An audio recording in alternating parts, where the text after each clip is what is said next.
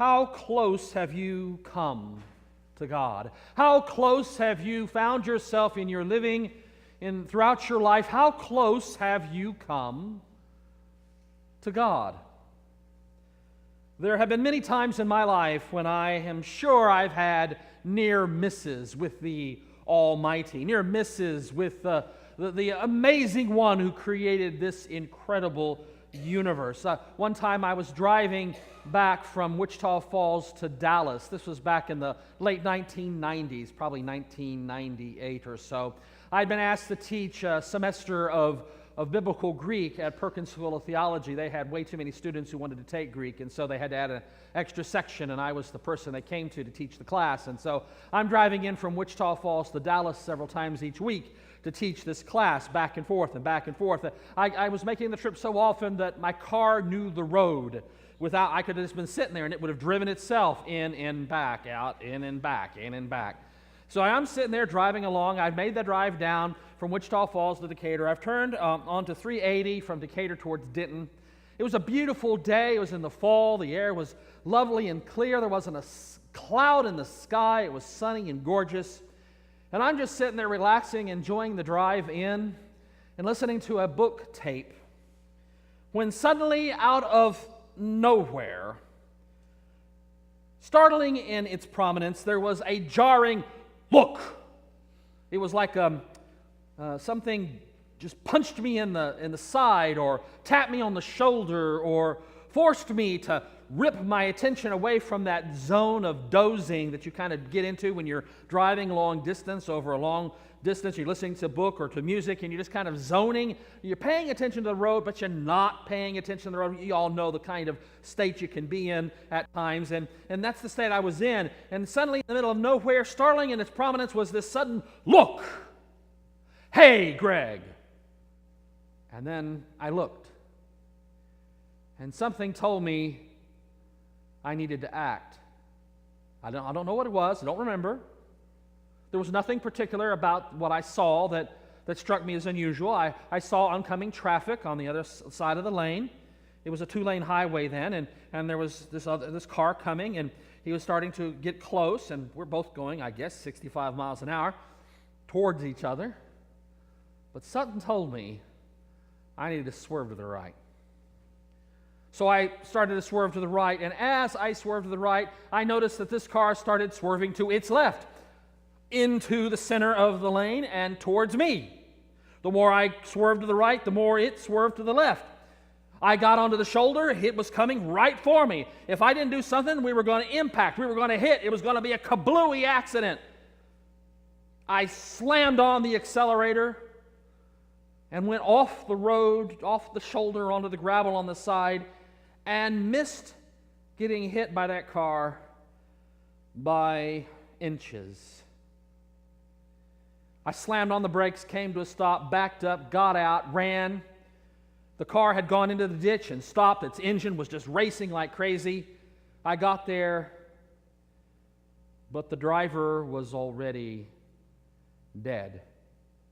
I think he had been dead before he swerved into my lane. It was one of those moments when you felt just, oh. You felt like God had just, or somebody or something had just walked across your grave. It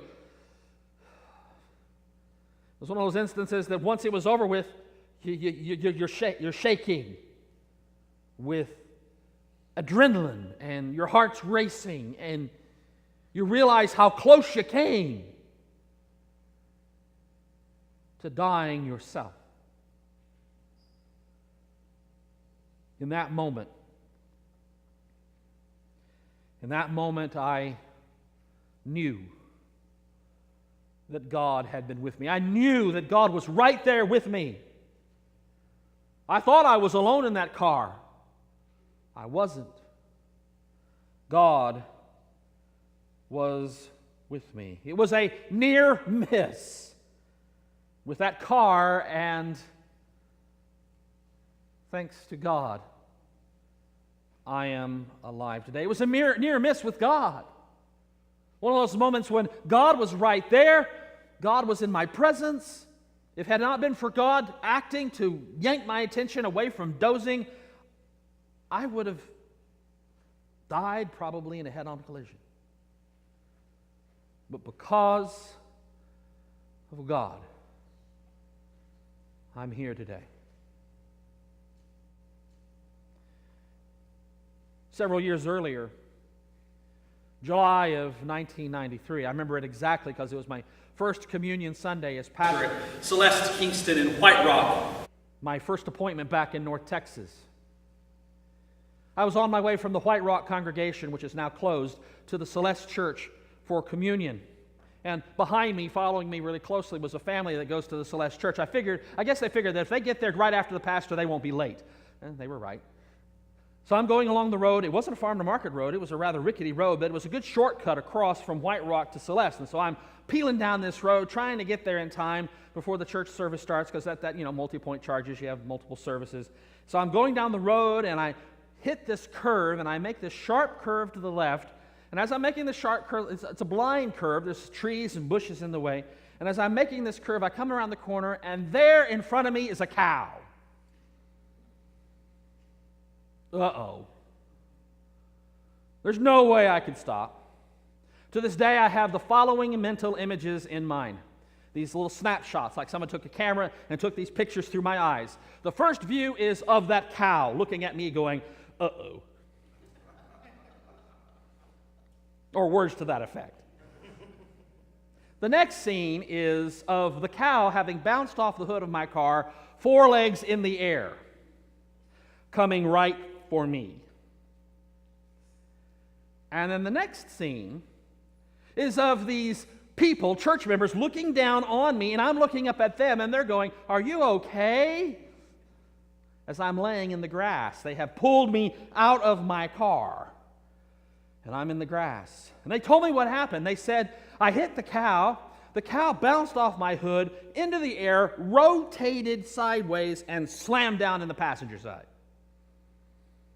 And I'm only alive today because of that little twist that the cow made in midair. Another near miss with God. Another opportunity of knowing that I was in the immediate, real presence of God, that God was right there with me, that God had been going with me. I did not know God was there, but God was there in my immediate presence. And because God was there, I am here today. Now, I'm sure that all of us have similar kinds of stories throughout our lives, that we could tell stories of when we knew we were in the immediate presence of God, where we know that if it hadn't been for God being right there, we'd be tomato jam on the highway. If it weren't for God being right there, we'd be toast. If it weren't for God being right there, we'd be in trouble.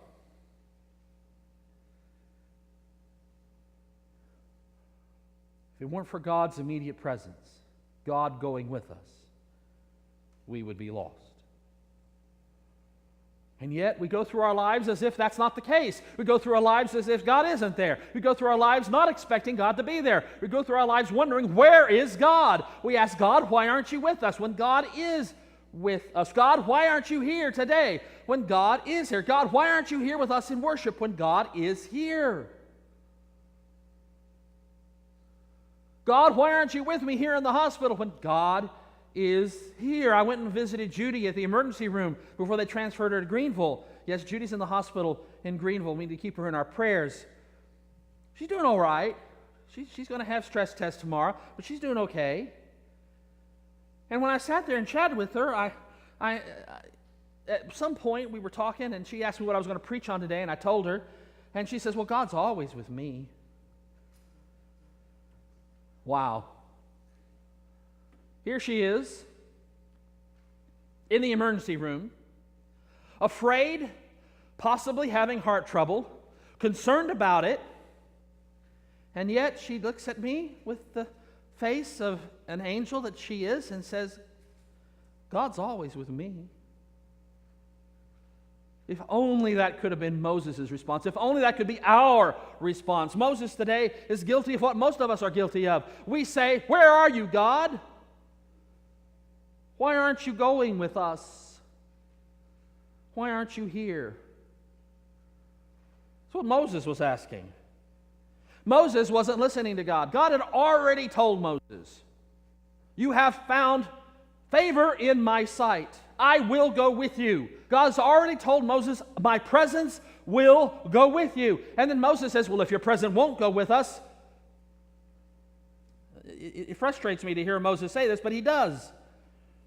"How am I going to know that you're going to go with me? How am I going to know that you're going to be with me? For how shall it be known that I have found favor in your sight, I and your people, unless you go with us?" God's already told him that God would go with him. God's already told him that the presence of the Lord will be with him and with the people. God's already said, "I will go with you." God said it many times, not just here, but many times before. "I will go with you. You are not going alone. My presence is with you. Going into Egypt, my presence is with you. My presence was with you when you were a little baby in a basket in the Nile River, and you were taken from that river, and you received your Egyptian name, Moshe, which means drawn from. I was with you even then. I was with you when you were growing up years. I was with you when you left Egypt having murdered someone. I was with you when you were in the wilderness. I was with you when you were herding sheep. I was with you at the burning bush. I was with you when you went back into Egypt to deliver my people out of Egypt. I was with you as you crossed the Red Sea. I have been with you in the wilderness here. I was with you at Horeb. I was with you on the rock when you struck it for water. I've been with you the whole time, Moses, and I will be with you. And yet he says, "How shall it be known that I have found favor in your sight, I and your people, unless you go with us?" Moses, listen. Like Moses, we too are talking off at the mouth. We're busy telling God how great and wonderful God is and how much God needs to be paying attention to us when God is already here in our midst.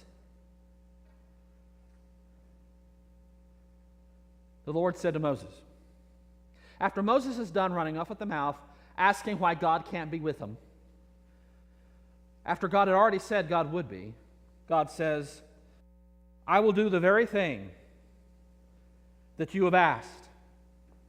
The very thing that you have asked. "I will do the very thing that you have asked, for you have found favor in my sight, and I know you by name." Moses said, "Show me your glory, I pray." And God said, "I will make my goodness pass before you." I love that. I will make my goodness, my good things, literally, my wonders, my glories, my goodness pass before you. I will make my goodness pass before you and will proclaim before you the name, the Lord. Now in Hebrew, that's Yahweh. So I will go before you, my goodness will pass in front of you, and in front of you I will proclaim my own name to you. I am the one. Yahweh. I am the one. I will make my goodness pass before you and will proclaim before you the name the Lord, and I will be gracious to whom I will be gracious, and I will show mercy on whom I will show mercy. Yeah, that's right. That's what we need. We want God to walk with us, to be with us, to walk by us, to be in front of us, and to show mercy and grace to us. Yes. We need that. And he begins to do that. God starts to do that. God starts to pass in front of Moses. But he adds, "You cannot see my face, for no one shall see me and live." Huh? Well, how can we see God and not see God's face? How can we see God and not see God's face, God's countenance?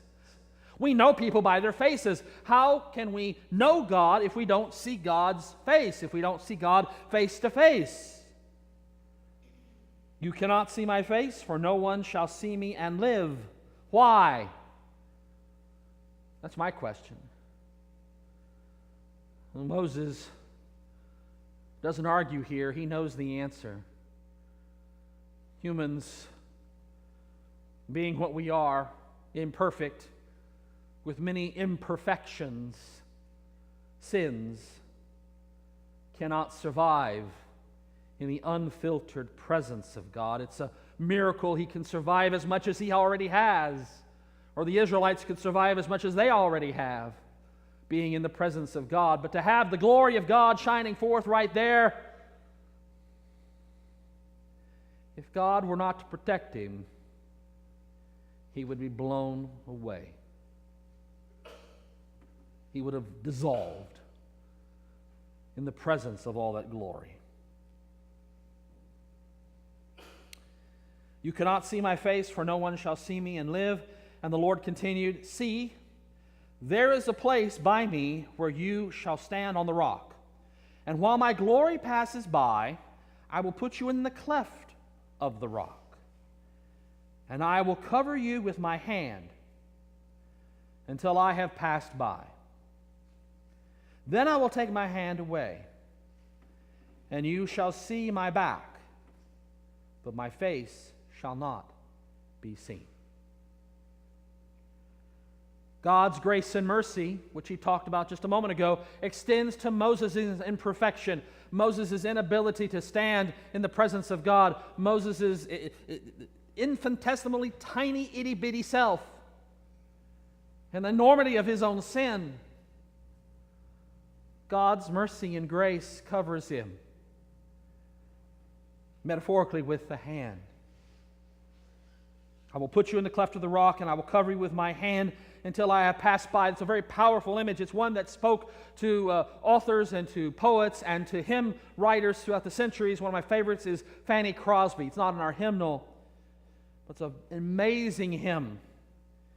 Our wonderful Savior is Jesus, my Lord. Was inspired by this passage. A wonderful Savior is Jesus, my Lord, a wonderful Savior to me. He hideth my soul in the cleft of the rock, where rivers of pleasure I see.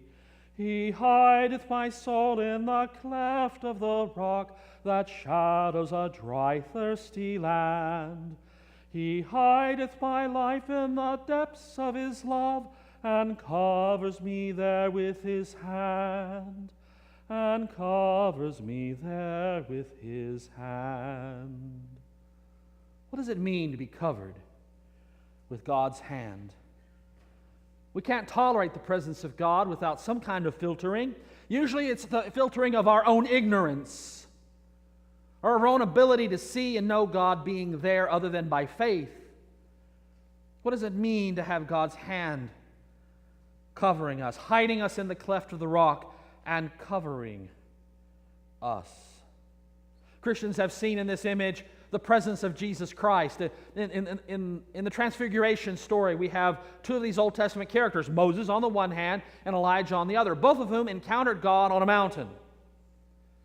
Moses here encounters God in God's majesty, in the glorious searing light of God's amazing presence, so amazing that he could only look on God's back and was covered by God's hand. Elijah encounters God in the silence on the mountain. God wasn't in the earthquake, God wasn't in the fire, God wasn't in the lightning, God wasn't in the thunder, God was in the silence. In the silence, Elijah knew God's presence. And both of them come in the story on the Transfiguration, and they minister to Jesus there on the mountainside. And it says in the story of the Transfiguration that Jesus' whole raiment and whole body fluoresced with great light, like a stained glass window, backlit by the sun. And they could see through Jesus the glory of the fullness of God dwelling within him. That face of God that Moses could not look on, that face of God that would blow us away because of our sin, that face of God was present in Jesus. That face of God was known in Jesus, in His love, in His compassion, in His self-giving sacrifice for us. That love of God was known. That hand of God that filters us and shields us and loves and stands in for us. Christians see in this story God's presence, and in the hand they see Jesus sheltering us from ourselves, from the majesty of God that would blow us away. Sometimes we think of God as, our best friend and our pal, and we have conversations with God, and we think that God is right here with us, and we're going to sit down and have lunch with Him, and He's going to tell us what kind of toilet paper to buy, and all this other, blasé kind of stuff. No. God is immanent in Jesus, but God is also distant, enormous and amazing beyond our comprehension, incapable of being encompassed within this narrow space within our skulls. The one who created all the amazing universe creates us, loves us, and in Jesus covers us by dying for us. What near misses with God have you had? Where has God been present in your life, in your relationships? Is your life and your relationships today, are they suffering? Is your relationship with God faltering? Is your relationship with your husband or your wife or your children or your grandchildren faltering? Or your grandparents, are they faltering? God is with you. All we have to do is listen. And in moments of distress and difficulty, be aware that God is there saying, look, pay attention, swerve. God is with you. That's what I said to Judy. She reminded me of that. God is with you. God is with us. And yes, He hideth us in the cleft of the rock like He hid Moses. And He covers us with His hand, protecting us from ourselves. His love, His mercy, His grace shields us. Give thanks and praise to God that like Moses, we can be in the presence of God. Give thanks and praise to God that like Moses, even when we argue with God, God is there. God listens. God reaches out to us. God forgives. God struggles with us. And God goes with us into today, into tomorrow, and into eternity. In the name of the Father, and the Son, in your presence, Lord, let me learn at your feet. I will taste the riches of your word. By your grace upon grace, you set me free.